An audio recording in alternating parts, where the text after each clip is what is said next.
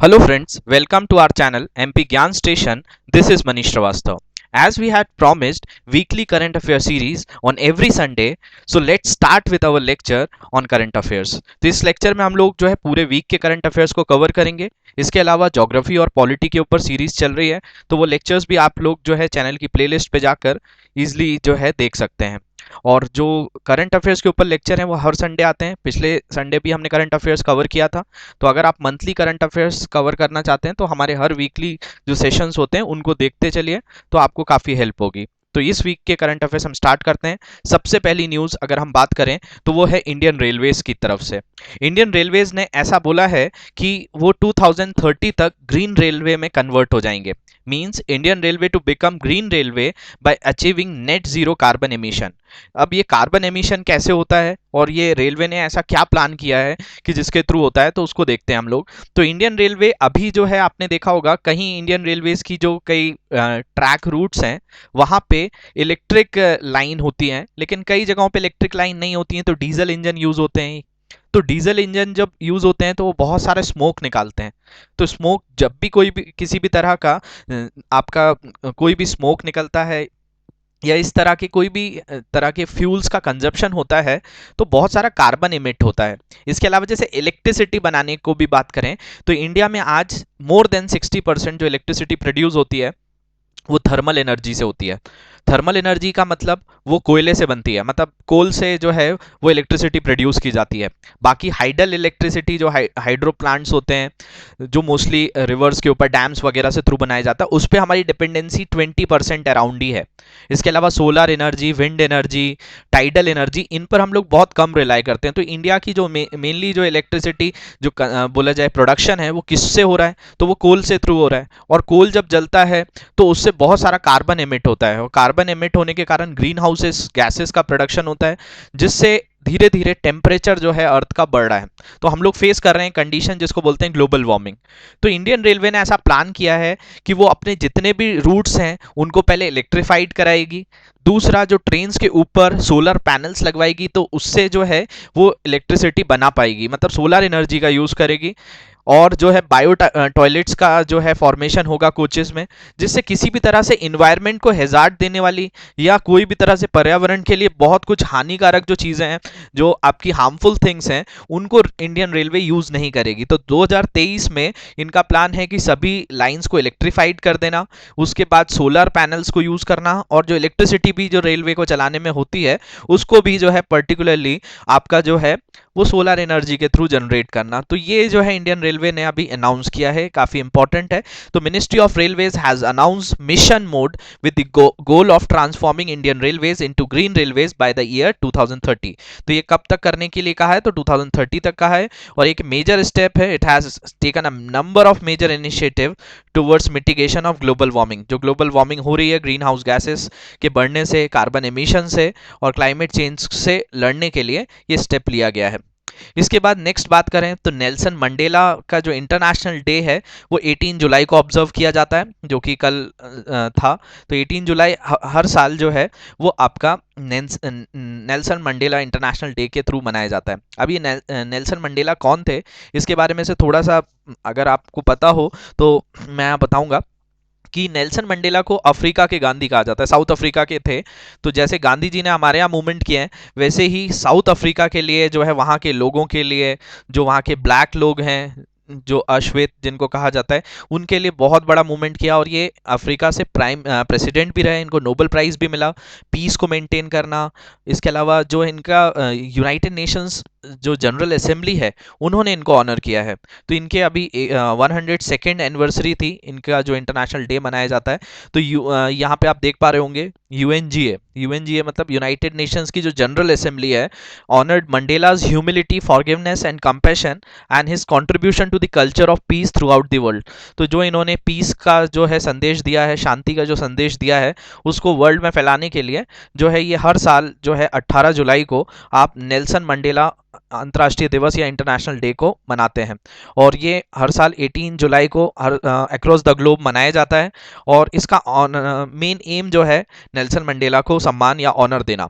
South Africa के ये first black president थे, जो अभी आप सुन रहे होंगे कि बहुत ज़्यादा अभी ब्लैक लाइफ मैटर्स के ऊपर बहुत सारे प्रोटेस्ट हो रहे हैं ऑल ओवर वर्ल्ड। तो इन्होंने भी जो है बहुत सारे प्रोटेस्ट किए, कई बार जेल में गए हैं, और रेसिज्म के अगेंस्ट जो वहाँ के अश्वेत लोग थे उनके के साथ जो भेदभाव होता था साउथ अफ्रीका में, उसके लिए बहुत सारे मूवमेंट्स किए हैं इन्होंने। तो इसलिए इनको ये जाना जाता है, ऑल ओवर वर्ल्ड में फेमस है। इंडिया में इनको जो है आपको अफ्रीका के गांधी के नाम से भी सुनेंगे आप।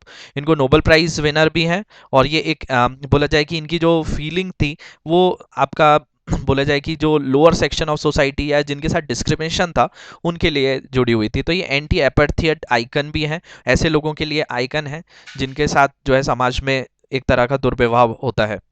इनका एक यहाँ पे मैंने कोड भी यहाँ पे कवर किया है कि I never lose, I either win और लर्न। तो इनका एक बहुत फेमस लाइन थी कि कोई भी चीज़ आप लाइफ में करते हैं तो उससे आप कुछ भी लूज नहीं करेंगे, आप कुछ नया सीखेंगे या आप कुछ नया जीतेंगे ही। तो होप ये आप चीज़ समझ पाए होंगे। नेक्स्ट बात करें तो इंडिया और इसराइल ने एक एमओयू साइन किया है जिसको बोलते हैं India Israel sign agreement to expand collaboration in dealing with cyber threats. अभी जब से कोविड 19 स्टार्ट हुआ है तो आपने देखा होगा वर्क फ्रॉम होम और ऑनलाइन वर्क पर ज़्यादा जोर दिया जा रहा है। तो इसमें जो है आपको ऐसी भी न्यूज़ आई थी कि चाइना जो है कई तरह की हमारी वेबसाइट्स जो है वो हैक कर रहा है, और हमारे कई जो डेटा है उसको इलीगल यूज़ कर रहा है। जो आपका कई तरह के जो बहुत आपकी क्रिटिकल जो बोला जाए कि बहुत आपकी इंफॉर्मेशन ऐसी होती है जैसे बैंकिंग डिटेल्स हैं या आपकी कोई भी पर्सनल डिटेल्स हैं उसको ग्लोबल मार्केट में बेच रहा है। तो उससे लड़ने के लिए इंडिया ने जो है इजराइल के साथ एक एग्रीमेंट साइन किया है, एमओयू साइन किया है, जिसमें हमको साइबर सिक्योरिटी प्रोवाइड करेगा इजराइल। और ये एग्रीमेंट जो साइन हुआ to expand collaboration in dealing with cyber threats and rapid digitalisation due to COVID-19 pandemic that exposed the vulnerabilities of the virtual world। जैसा कि मैंने बताया कि कोविड 19 के कारण डिजिटल प्लेटफॉर्म पर ज़्यादा यूज़ होना स्टार्ट हो गई हैं चीज़ें। तो आपके जितने भी प्राइवेट इंफॉर्मेशंस होती हैं उन चीज़ों को जो है सिक्योर रखने के लिए ये पर्टिकुलर डील जो है वर्क करेगी।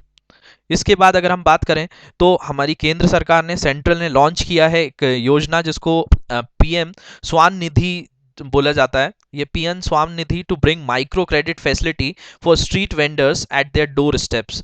ये आपने सुना होगा जो रेडी वाले होते हैं या जो वेंडर्स हैं जो ऐसी शॉप्स वगैरह लगाते हैं ठेले वगैरह पे, तो इनके लिए जो है को बहुत ज़्यादा जो है कोविड 19 के कारण जो है बहुत असर हुआ है। तो ऐसे लोगों की सहायता करने के लिए जो है गवर्नमेंट ने एक ये योजना शुरू की है जिसमें आपके यहाँ पे मैंने मिनिस्टर का भी नाम बताया, दुर्गा शंकर मिश्रा जो हैं, जो मिनिस्ट्री ऑफ हाउसिंग और अर्बन अफेयर्स हैं, इन्होंने एक मोबाइल एप्लीकेशन लॉन्च किया है जिसका नाम है PM street vendors Atmanirbhar Nidhi योजना निधि, जिसको पीएम स्वान निधि के नाम से जाना जाएगा, जो 17 जुलाई को अभी रिसेंटली लॉन्च किया गया है। जिसमें जो ये स्ट्रीट वेंडर्स हैं इनको 10-10 हज़ार का लोन प्रोवाइड किया जाएगा, जिससे ये जो है अपनी वापस से जो इनका बोला जाए कि जो ऑक्यूपेशन है जो पटरी से उतर गया है तो उसको वापस से लाने के लिए जो है इनको एक तरह का एक माइक्रो क्रेडिट फैसिलिटी प्रोवाइड की जा रही है। लेकिन ये ऐसा नहीं है कि इनको पैसा दे दिया जा रहा है, इनको ये वापस भी लौटाना पड़ेगा। तो एक तरह का लोन प्रोवाइड कर रही है। तो aim is to provide a user friendly digital interface for lending institution. ये ऐप का जो मेन काम है वो ऐसे लोगों को आसान करना, एक डिजिटल इंटरफेस पर वो आसानी से जो है लोन के लिए अप्लाई कर सकते हैं। And their field functionaries for sourcing and processing loan application of street vendors under the scheme.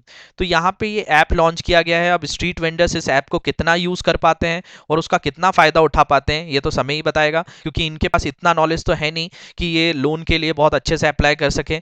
हमारे इंडिया में ऐसे भी लोन वगैरह जो है इनमें बहुत सारा पेपर वर्क लगता है। तो एक स्टेप लिया गया है, आगे क्या होता है देखते हैं। इसके बाद अगर हम बात करें तो कतर जो है 2022 का फीफा वर्ल्ड कप जो है होस्ट करने वाला है। आपने अभी सुना था 2018 में जो वर्ल्ड कप हुआ था वो आपका रशिया में हुआ था, जिसको आपका फ्रांस ने जीता था। तो ये जो है आपका 2022 का जो फीफा वर्ल्ड कप है ये कहाँ होने वाला है, तो कतर में होने वाला है। ये चीज़ आप याद रखेंगे। इसके अलावा फीफा ने अनाउंस किया है कि मैच शेड्यूल जो होंगे वो 21 नवंबर से 18 दिसंबर के बीच में मनाए जाए होंगे ये। तो ये लास्ट जो फेस है उसमें ये खेला जाएगा और ये 22nd एडिशन होगा। तो इसको भी आप ना भूलें कि ये जो है आपका 22nd एडिशन है फीफा वर्ल्ड कप का, और will be the first world cup ever to be held in Arab world. तो ये अरब कंट्रीज़ में होने वाला जो है आपका पहला वर्ल्ड कप है। जो कि कौन होस्ट कर रहा है, तो आप याद रखेंगे ये होस्ट करने वाली जो कंट्री है वो कतर है। The tournament will involve 22 32 teams from across the world. तो इसमें 32 टीमें जो है भाग लेंगी और ये कतर वर्ल्ड कप जो है 2022 में होगा।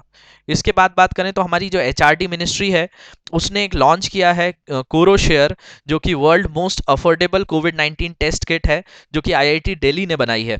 अभी जैसे कि आपको पता होगा कि कोविड 19 का अगर आपको टेस्ट कराना है तो लगभग 4 साढ़े 4 हज़ार रुपये का ये टेस्ट होता था और कई लोग इसको अफोर्ड नहीं कर पा रहे थे। तो इसको करने के लिए हमारी आईआईटी दिल्ली के जो इंजीनियर्स थे उन्होंने जो है एक किट बनाई है जिसको आईसीएमआर ने अप्रूव भी किया है। Indian council of medical research ने इसको जो है अप्रूव कर दिया है। और ये जो है आपका रमेश पोखरियाल निशांक जो हमारे यूनियन एचआरडी मिनिस्टर हैं ह्यूमन रिसोर्स डेवलपमेंट के, और संजय धोत्रे जो कि स्टेट के एचआरडी मिनिस्टर हैं, इन्होंने लो कॉस्ट कोविड 19 टेस्ट कोरोश्योर को जो है, जो कि आईआईटी दिल्ली ने डेवलप किया है, उसको जो है लॉन्च किया है। इस किट का जो कॉस्ट बताया जा रहा है मोटा मोटा वो 650 रुपये तक जो है ये टेस्ट हो पाएगा। और एक टेस्ट किट से लगभग 10 मिलियन लोगों का जो है टेस्ट कर सकता है ये एक महीने के अंदर। तो ये काफ़ी अफोर्डेबल है, जो कि अभी टेस्टिंग की सबसे बड़ी प्रॉब्लम इंडिया में फेस हो रही है कि प्रॉपर टेस्ट नहीं हो पा रहे हैं, टेस्ट हो रहे हैं तो बहुत कॉस्टली हो रहे हैं। तो उस स्टेप में ये बहुत अच्छा इनिशिएटिव है जो कि आईआईटी दिल्ली ने डेवलप किया है। होप ये समझ आया होगा आपको। इसके बाद पोलैंड के जो प्रेसिडेंट हैं उन्होंने अभी दूसरा इलेक्शन लगातार जीता है। इनका नाम है एंड्रेस डूडा। तो ये याद रखेंगे आप, ये एग्जाम में आपसे पूछा जाएगा क्योंकि अपॉइंटमेंट्स पे क्वेश्चंस बहुत आते हैं। तो एंड्रेस डूडा जो है, पोलैंड जर्मनी का ही पड़ोसी देश है ये। Polish president Andrzej Duda win the 2020 presidential election of Poland. इस इलेक्शन के बारे में कंट्रोवर्सी भी चल रही है कि ये फर्जी इलेक्शन था या ये डेमोक्रेसी पर हत्या है, क्योंकि इनकी सरकार पहले भी पावर में थी तो कई तरह के जो है स्कैम्स वगैरह में इन्वॉल्व होने का भी बताया जा रहा है। लेकिन आपको उस चीज़ से ज़्यादा ये याद रखना है कि अभी वापस से पोलैंड के प्रेसिडेंट कौन बन गए हैं, तो एंड्रेस डूडा बन गए हैं। Polish president Andrzej Duda won 2020 presidential election on 12 July. ये 12 जुलाई को जो इलेक्शन के रिजल्ट आए हैं उसमें ये बन गए हैं। He had secured another 5 years office, ये 5 साल के लिए और रहेंगे। Andrzej Duda current term will expire on 6 August 2020। ये पहला टर्म जो है 6 अगस्त को खत्म हो जाएगा, उसके बाद फिर से ये बन जाएंगे।